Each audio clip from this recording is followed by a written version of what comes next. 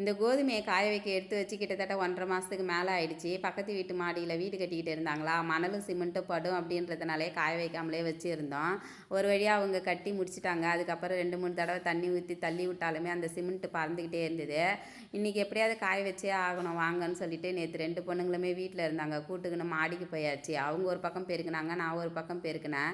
என்னை பெருக்க வேணான்னு சொன்னாங்களா, நான் மீறி பெருக்கினேன். நான் பெருக்கிற பக்கத்துலேயே குப்பையை தள்ளி விட்டுக்கிட்டே இருந்தாளுங்க. நீங்களா பெருக்குங்க போங்கடி அப்படின்னு சொல்லிட்டு நான் போயிட்டு உக்காந்துட்டேன். ஒரு வழியாக அவங்க பெருக்கி முடிச்சிட்டாங்க. என்னதான் அவங்க பெருக்கி முடித்தாலுமே அந்த காய வைக்கிற இடத்துல மட்டும் நான் ஒரு தடவை பெருக்கிட்டு காய வச்சா தான் எனக்கு திருப்தியாக இருக்கிற மாதிரி இருக்கும். அதுக்கப்புறம் அந்த இடத்த மட்டும் லைட்டாக தள்ளி விட்டுட்டு அதுக்கப்புறமா நான் காய வச்சேன். இவளுங்களை 2 பேரையும் கூட்டுக்கின்னு போய் எங்கே வேலை செஞ்சாலுமே அந்த இடம் வெறும் குதூகலம் கொண்டாட்டமாக இருக்கிற மாதிரியே தான் இருக்கும். நேற்று அடிக்கிற சூரிய வெயிலில் அரட்டை அடிச்சுக்கிட்டே வேலை செஞ்சதில் குளு குளுன்னு வேலை செய்கிற மாதிரியே இருந்தது.